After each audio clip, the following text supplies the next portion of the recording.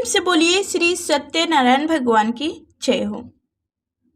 आज के दिन श्री सत्यनारायण भगवान की कथा पढ़ी अथवा सुनी जाती है। तो आइए आज आपको सुनाती हूँ श्री सत्यनारायण भगवान की संपूर्ण व्रत कथा। तो आप सभी भक्तगणों बहुत ही श्रद्धा और प्रसन्नचित मन से भगवान सत्यनारायण का ध्यान करते हुए इस कथा को पूरा अंत तक सुनिएगा। कथा सुनने से पहले आप सभी भक्तगणों से एक अनुरोध है, अगर आप हमारे चैनल पर नए हैं तो लाइक कर चैनल को सब्सक्राइब कीजिएगा। हो सके तो इस कथा को शेयर कीजिएगा और कमेंट बॉक्स में प्यारा सा कमेंट कर दीजिएगा। जय हो सत्यनारायण भगवान। तो चलिए अब कथा को सुनते हैं। एक समय की बात है, निवर्षी तीर्थ में सैनिका आदि 28,000 ऋषियों ने श्री सूत जी से पूछे, हे प्रभु, इस कलयुग में वेद विधा रहित मनुष्यों को प्रभु भक्ति किस प्रकार मिल सकती है तथा उनका उद्धार कैसे होगा। हे मुनि श्रेष्ठ, कोई ऐसा तप बताइए जिससे थोड़ी समय में ही पुण्य मिले और मनोवांछित फल भी मिल जाए। इस प्रकार की कथा सुनने की हम इच्छा रखते हैं। सर्वशास्त्रों के ज्ञाता सूत जी बोले, हे वैष्णवी मैं पूज्य, आप सभी ने प्राणियों के हित की बात पूछी है, इसलिए मैं एक ऐसे श्रेष्ठ व्रत को आप लोगों को बताऊंगा जिसे नारद जी ने लक्ष्मी नारायण जी से पूछा था और लक्ष्मीपति ने मुनि श्रेष्ठ नारद जी से कहा था। आप सब इसे ध्यान से सुनिए। एक समय की बात है, योगी राज नारद जी दूसरों के हित की इच्छा के लिए अनेकों लोकों में घूमते हुए मृत लोक में आ पहुंचे। वहां उन्होंने अनेक योनियों में जन्मे प्राणी सभी मनुष्यों को अपने कर्मों द्वारा अनेकों दुखों से पीड़ित देखा। उनका दुख देख नारद जी सोचने लगे कि कैसे यंत्र किया जाए जिसके करने से निश्चित रूप से मानव के दुखों का अंत हो जाए।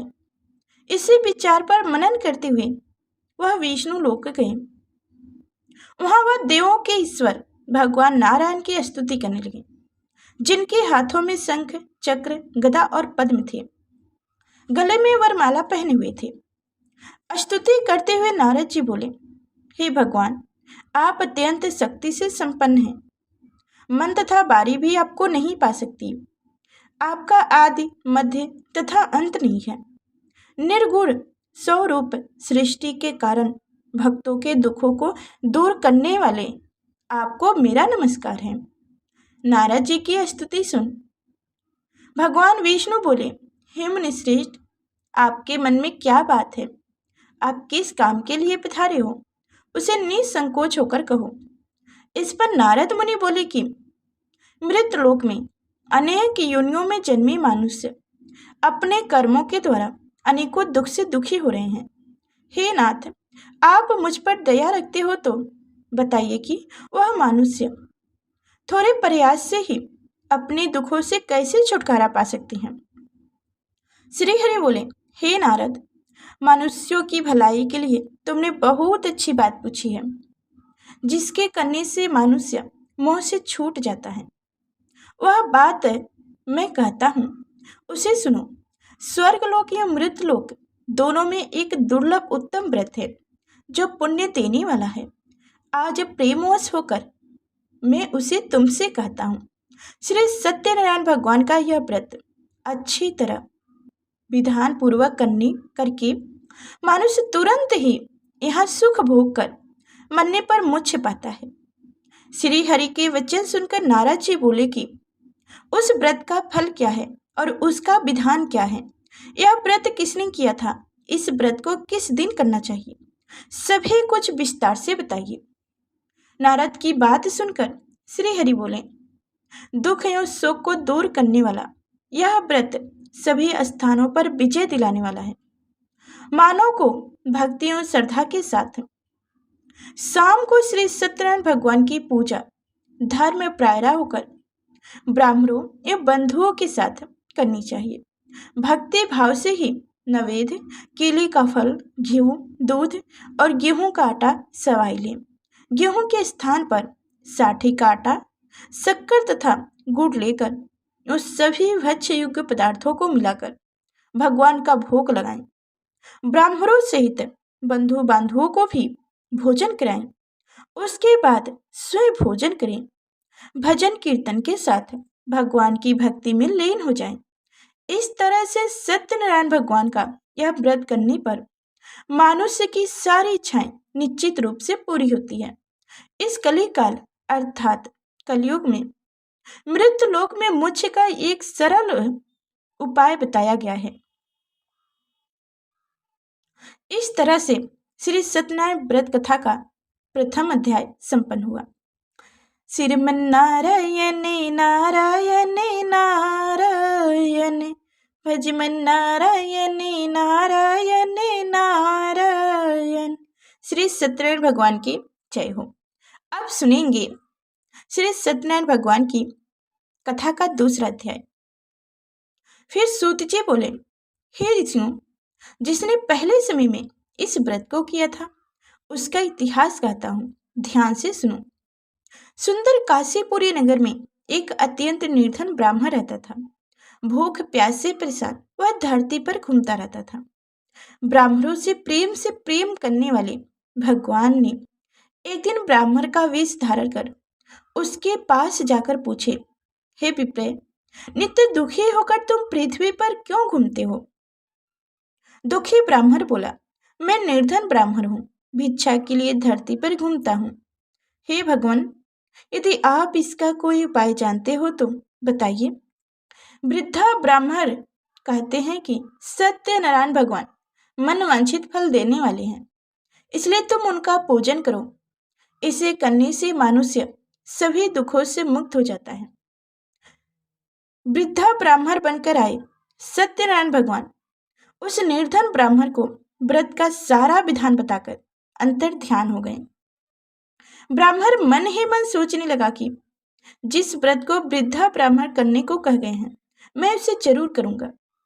यह निर्णय करने के बाद उसे रात में नींद नहीं आई। वह सवेरे उठकर सत्यनारायण भगवान का व्रत का निर्णय कर भिक्षा के लिए चला गया।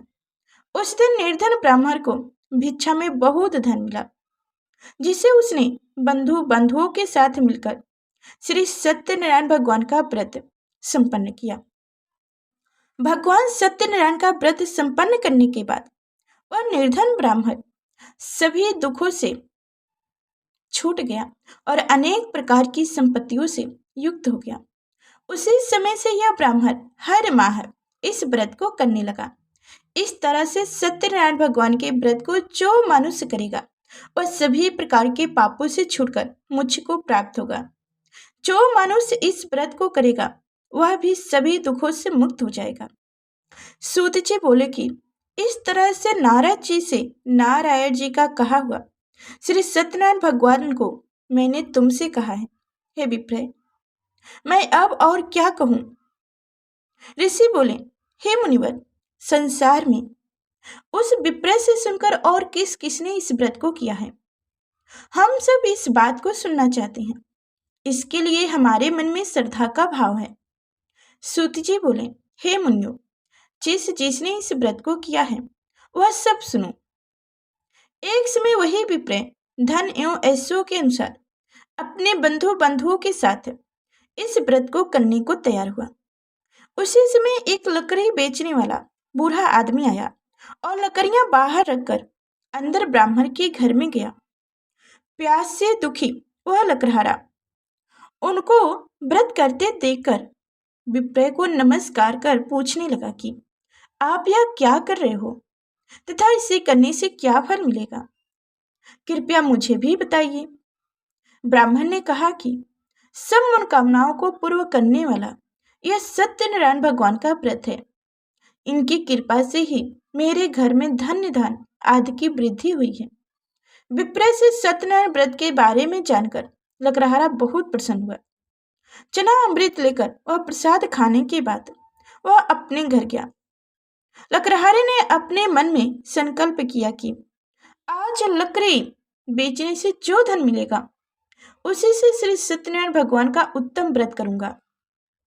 मन में इस विचार को लेकर बूढ़ा आदमी सिर पर लकड़ियां रखकर उस नगर में बेचने गया जहां धनी लोग ज्यादा रहते थे। उस नगर में उससे अपनी लकड़ियों का दाम पहले से 4 गुना अधिक मिलता है। बूढ़ा प्रसन्नता के साथ दाम लेकर केले, शक्कर, घी, दूध, दही और गेहूं का आटा ले और सत्यनारायण भगवान के व्रत की अन्य सामग्रियां लेकर अपने घर गया। वहां उसने अपने बंधु बांधवों को बुलाकर विधि विधान से सत्यनारायण भगवान का पूजन और व्रत किया।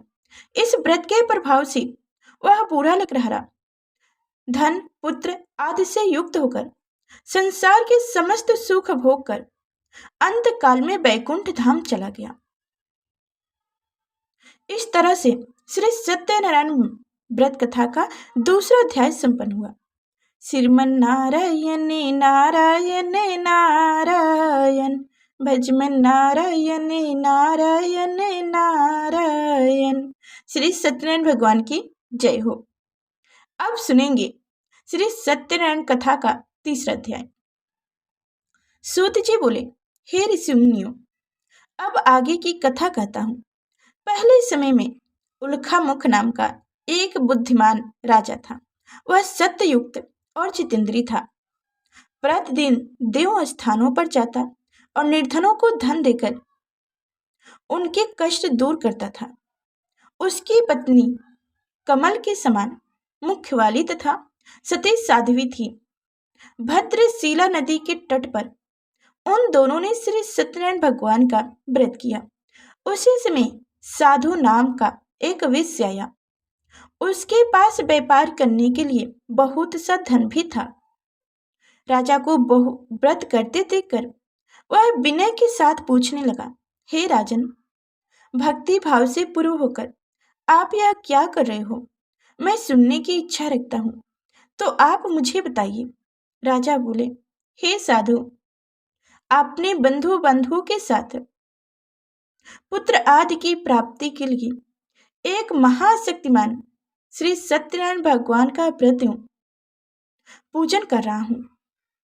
राजा के वचन सुनकर साधु अंदर से बोले, हे राजन, मुझे इस व्रत का सारा विधान कहिए। आपके कथा अनुसार मैं भी इस व्रत को करूंगा। मेरी भी संतान नहीं है और इस व्रत को करने से निश्चित रूप से मुझे संतान की प्राप्ति होगी। राजा से व्रत का सारा विधान सुनकर व्यापार से निर्वित होकर वह अपने घर गया। साधु वेश्या ने अपनी पत्नी को संतान देने वाले इस व्रत का वर्णन कर सुनाया और कहा कि जब मेरी संतानें होगी तब मैं भी इस व्रत को करूंगा। साधु ने इस तरह के वचन अपनी पत्नी लीलावती से कहे। एक दिन लीलावती पति के साथ आनंदित होकर संसारिक धर्म में प्रवृत्त होकर सत्यनारायण भगवान की कृपा से गर्भवती हो गई। 10वें महीने में उनके गर्भ से एक सुंदर कन्या ने जन्म लिया। दिनों दिन वह ऐसे बनने लगी जैसे कि शुक्ल पक्ष का चंद्रमा बढ़ता है। माता पिता ने अपनी कन्या का नाम कलावती रखा। एक दिन लीलावती ने मीठे शब्दों में अपने पति को याद दिलाया कि आपने सत्यनारायण भगवान के जिस व्रत को करने का संकल्प किया था उसे करने का समय आ गया है। आप इस व्रत को करिए। साधु बोले कि हे प्रिय, इस व्रत को मैं उनके विवाह पर करूंगा। इस प्रकार अपनी पत्नी को आश्रवना देकर और नगर को चले गए। कलावती पिता के घर में राह दिनों दिन बड़े होने लगी। साधु ने एक बार नगर में अपनी कन्याओं को सखियों के साथ देखा तो तुरंत ही दूत को बुलाया और कहा कि मेरी कन्या के योग्य वर देख कर आओ। साधु की बातें सुनकर दूत कंचन नगर में पहुंचा और वहां देखभाल कर लड़की के सुयोग्य वर एक पुत्र को ले आया। सुयोग्य लड़की को देखकर साधु ने बंधु बांधवों को बुलाकर अपनी पुत्री का विवाह कर दिया। लेकिन दुर्भाग्य की बात है कि साधु ने अभी भी श्री सत्यनारायण भगवान का व्रत नहीं किया। इस पर श्री सत्यनारायण भगवान क्रोधित हो गए और श्राप दिया कि साधु को अत्यधिक दुख मिले। अपने कार्यों में कुशल साधु बनिया जमाई को लेकर समुद्र के पास पहुंचा। वहां स्थित होकर रत्नपुर नगर में गया। वहां जाकर दामाद ससुर दोनों मिलकर चंद्रकेतु राजा के नगर में व्यापार करने लगे। एक दिन भगवान सत्यनारायण की माया से एक चोर राजा का धन चुराकर भाग रहा था। उसने राजा के सिपाहियों को अपना पीछा करते देख चुराया हुआ धन वहीं रख दिया जहां साधु अपनी जमाई के साथ ठहरा हुआ था। राजा के सिपाहियों ने साधु विश्व के पास राजा का धन पड़ा देखा तो वह ससुर जमाई दोनों को बांधकर प्रसन्नता से राजा के पास ले गया और कहा कि उन दोनों चोरों को हम पकड़ लिए हैं, आप आगे की कार्यवाही की आज्ञा दें। राजा की आज्ञा से उन दोनों को कठिन कारावास में डाल दिया गया और उनका सारा धन भी उनसे छीन लिया गया। श्री सत्यनारायण भगवान के श्राप से साधु की पत्नी भी बहुत दुखी हुई। घर में जो धन रखा था उसे चोर चुरा ले गए। शारीरिक तथा मानसिक पीड़ाओं, भूख प्यास से अति दुखी व अन्न की चिंता में लीलावती एक ब्राह्मण के घर गई। वहां उसने श्री सत्यनारायण भगवान का व्रत होते देखा, फिर कथा भी सुनी और प्रसाद ग्रहण कर रात्र को घर वापस आई। माता ने कलावती से पूछा कि हे पुत्री, अब तक तुम कहाँ थी, तेरे मन में क्या है? कलावती ने अपनी माता से कहा, हे माता, मैंने एक ब्राह्मण के घर में श्री सत्यनारायण भगवान का व्रत देखा है। कन्या के वचन सुन लीलावती भगवान के पूजन की तैयारी करने लगी। लीलावती ने परिवारियों बंधुओं सहित सत्यनारायण भगवान का पूजन किया और उससे वरदान मांगा कि मेरे पति तथा जमाई शीघ्र घर आ जाएं, तथा साथ ही यह भी प्रार्थना की कि हम सबका अपराध क्षमा करें। श्री सत्यनारायण भगवान इस व्रत से संतुष्ट हो गए और राजा चंद्रकेतु को स्वप्न में दर्शन देकर कहा, हे राजन, तुम उन दोनों वेश्यों को छोड़ दो और तुमने उनका जो धन लिया है उसे वापस कर दो। अगर तुमने ऐसा नहीं किया तो मैं तुम्हारा धन, राज्य एवं संतान सभी को नष्ट कर दूंगा। राजा को यह सब कहकर भगवान अंतर ध्यान हो गए।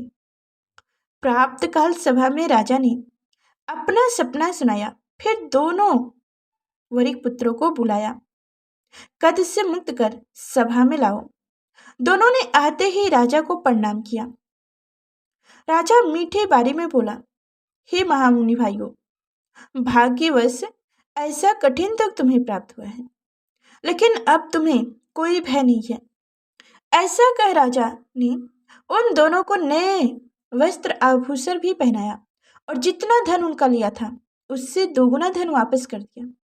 दोनों वेश्या अपने घर को चल दिए।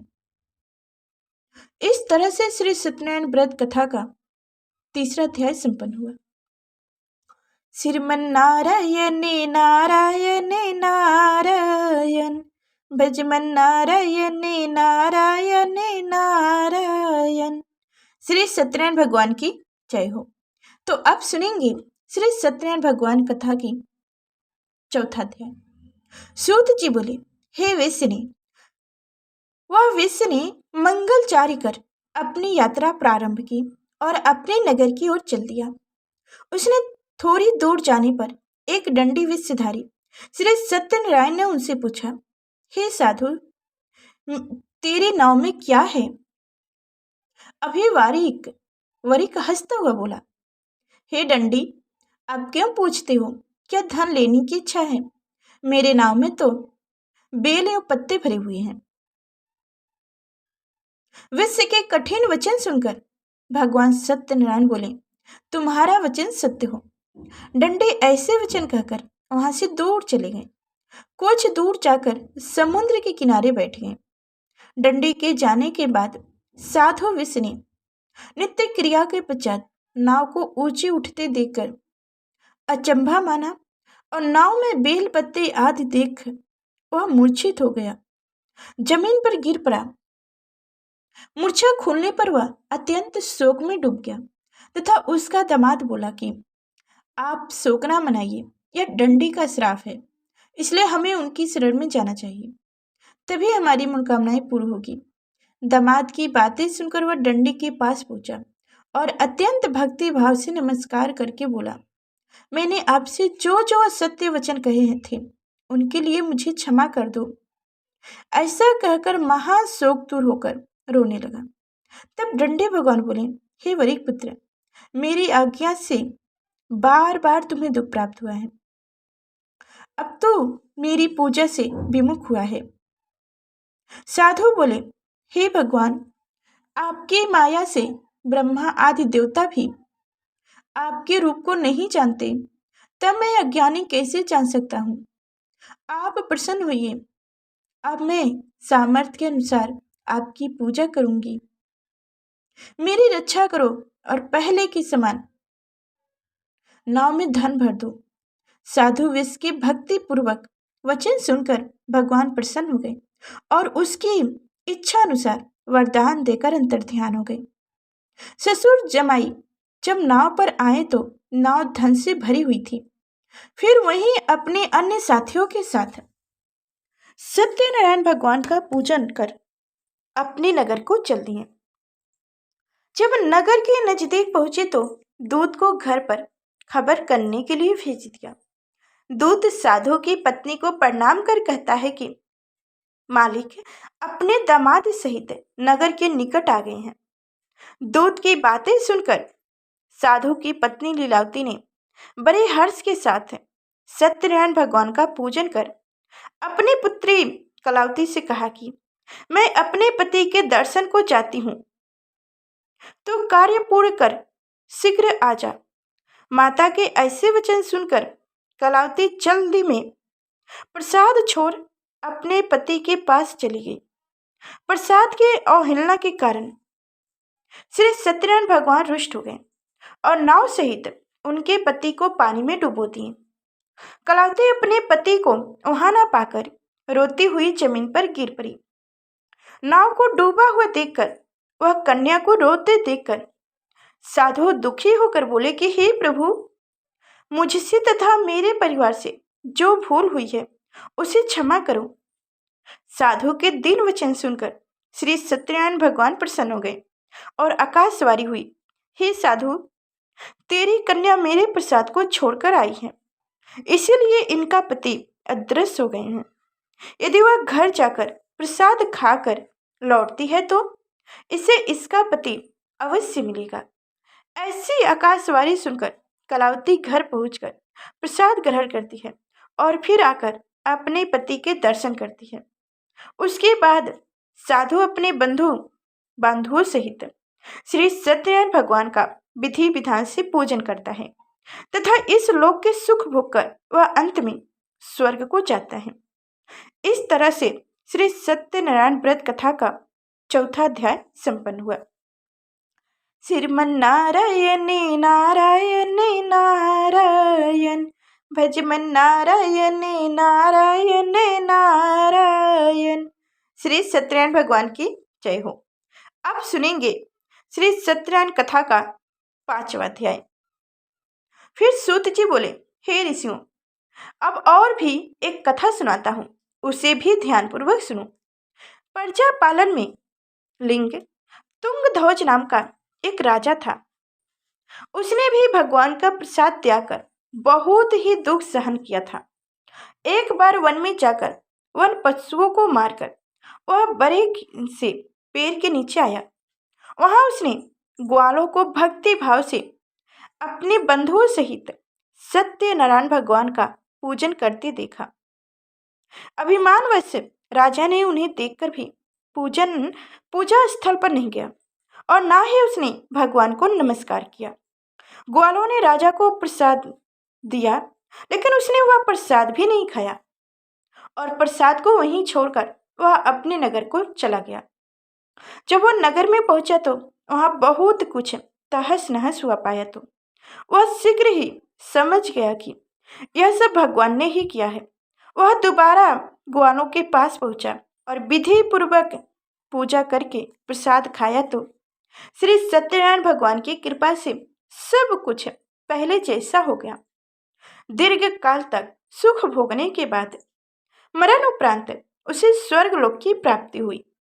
जो मनुष्य परम दुर्लभ इस व्रत को करेगा तो भगवान सत्यनारायण की कृपा से उसे धन धान की प्राप्ति होगी, निर्धन धनी हो जाता है और भयमुक्त जीवन जीता है। संतानहीन मानुष को संतान सुख मिलता है और सारे मनोरथ पूरे होने पर मानो अंतकाल में बैकुंठ धाम को जाता है। सूत जी बोले, जिन्होंने पहले इस व्रत को किया है अब उनके दूसरे जन्म की कथा कहता हूँ। वृद्धा संतानंद ब्राह्मण ने सुदामा का जन्म लेकर मोक्ष की प्राप्ति की। लकड़हारे ने अगले जन्म में निषाद बनकर मोक्ष प्राप्त किया। उल्खा मुख नाम का राजा दशरथ होकर बैकुंठ धाम को गया। साधु नाम के वैश्य ने मोर ध्वज बनकर अपने पुत्र को आरे से चीरकर मोक्ष पाया। महाराजा तुंगध्वज ने स्वयंभू होकर भगवान में भक्ति युक्त होकर कर्म कर मोक्ष पाया। इस तरह से श्री सत्यनारायण व्रत कथा का 5वां अध्याय संपन्न हुआ। श्रीमन नारायण नारायण नारायण, भजमन नारायण नारायण नारायण। श्री सत्यनारायण भगवान की जय हो। अब सुनेंगे भगवान विष्णु की आरती। ओम जय जगदीश्वरी, स्वामी जय जगदीश्वरी। भक्ति जनों की संकट, दास जनों की संकट क्षर में दूर करी। ओम जय जगदीश्वरी, स्वामी जय जगदीश्वरी। जो ध्यावे फल पावे, दुख बिन से मन का। स्वामी दुख बिन से मन का, सुख संपत्ति घर आवे, सुख संपत्ति घर आवे, कष्ट मिटे तनिका। ओम जय जगदीश्वरी, स्वामी जय जगदीश्वरी। मात पिता तुम मेरी, शरण गहूँ में किसकी। स्वामी शरण गहूँ में किसकी, तुम्हें बिन और न दूजा, तुम्हें बिन और न दूजा, आस करूँ मैं जिसकी। ओम जय जगदीश्वरी, स्वामी जय जगदीश्वरी। तुम पूर्ण परमात्मा तुम अंतर्यामी, स्वामी तुम अंतर्यामी। पार ब्रह्म परमेश्वर, पार ब्रह्म परमेश्वर, तुम सबकी स्वामी। ओम जय जगदीश्वरी, स्वामी ओम जय जगदीश्वरी। तुम करुणा के सागर, तुम पालन करता। स्वामी तुम पालन करता, मैं मूर्ख फल कामी, मैं सेवक तुम स्वामी, कृपा करो भक्तन। ओम जय जगदीश्वरी, स्वामी जय जगदीश्वरी।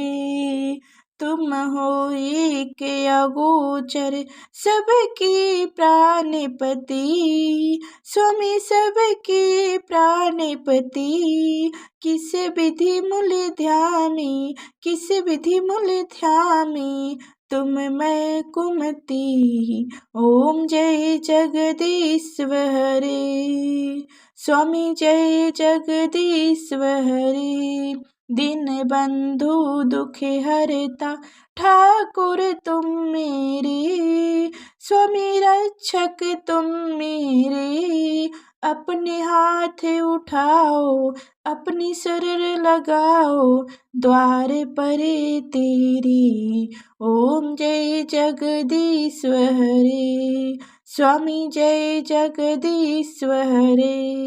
विषय विकार मिटाओ, पाप हरो देवा, स्वामी कष्ट हरो देवा, श्रद्धा भक्ति बढ़ाओ, श्रद्धा भक्ति बढ़ाओ, संतन की सेवा।